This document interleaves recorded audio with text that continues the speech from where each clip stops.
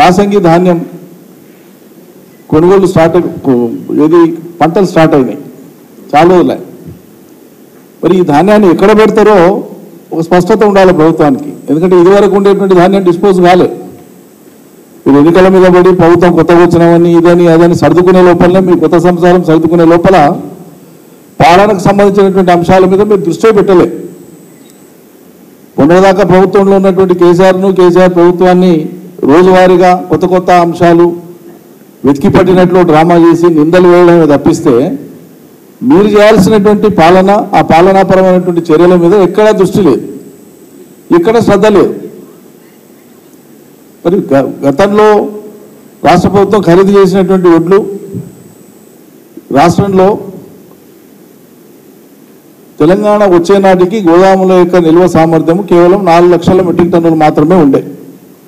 దాన్ని తెలంగాణ ప్రభుత్వం ఆనాడు కేసీఆర్ నాయకత్వాన మరో 24 లక్షల మెట్రిక్ టన్నుల సామర్థ్యానికి పెంచినాం. ఇది మార్కెటింగ్ డిపార్ట్మెంట్ ద్వారా. ఇది కాక వేర్ హౌసెస్ డిపార్ట్మెంట్ నుంచి అదొక 2.5-3 లక్షలు 4 లక్షల దాకా అది పెంచినాం.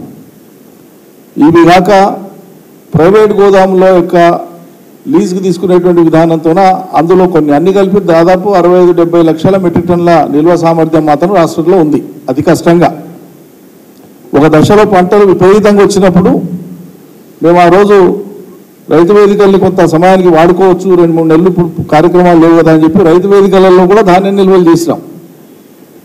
ఎక్కడెక్కడైతే ప్రభుత్వానికి సంబంధించినటువంటి ఆస్తులు ఉన్నాయో, మార్కెటింగ్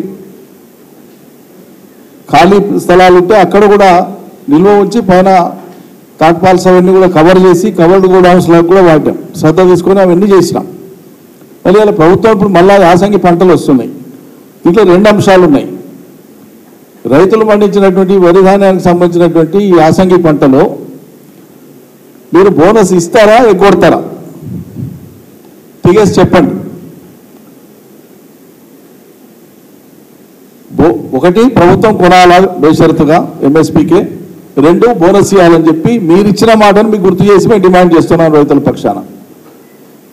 రైతులకు 500 రూపాయలు బోనస్ ఇచ్చే కొంటామన్నారు. సరే, వానకాలం ఆ రోజు అప్పటికే కొనుగోలు స్టార్ట్ అయిన ఎన్నికల ప్రక్రియ ఉండే, మీరు కూడా కొత్త ప్రభుత్వం, రైతులు కూడా అర్థం చేసుకున్నారు. మరి ఇప్పుడు అప్పుడే కొట్టినట్టు ఇప్పుడు కూడా కొడతారా? ఇప్పుడు కూడా మళ్ళీ పార్లమెంట్ ఎన్నికలు చెప్పే కొడతారా? ఏం చెప్పే కొడతారు? కళాల దగ్గరికి 500 బోనస్ లేకుండా కొనుగోలు చేస్తారా? బోనస్ ఇవ్వకుండానే పోయి మళ్ళీ రేపు పార్లమెంట్ ఎన్నికల్లో కొత్త అబద్ధాలు చెప్పి మళ్ళీ ఓట్లు అడుగుతారా? ఏది మీ ఉద్దేశం? ఇంకో ప్రమాదం కూడా ఉంది సర్కార్కు. పెట్టడానికి జాగా లేదు కాబట్టి కొనమని చేతులు ఎత్తేసినా ఆశ్చర్యం లేదు చెప్తున్నా. ఓ 4 రోజుల తర్వాత కొందామనుకుంటే మాకు పెట్టడానికి ఏడా జాగా లేదు కాబట్టి కొంటలేమని మాట్లాడినా కూడా ఇంత బాధ్యతారహితంగా మాట్లాడుతుందని కూడా నేను అనుకుంటున్నా. ఈ ప్రమాదం కూడా లేకపోలేదు. కాబట్టి స్పష్టత ఇవ్వాలి ప్రభుత్వము. రైతుల యాసంగి ధాన్యం కొనడంతో పాటు 500 బోనస్ ప్రతి రైతుకు అందించాలి. ఇది మేము డిమాండ్ చేస్తా ఉన్నాం. ఏదో సాకు చెప్పి ఏదో కారణం చెప్పి ఎగ్గొడితే మాత్రం ఊరుకునేటువంటి ప్రసక్తే లేదు.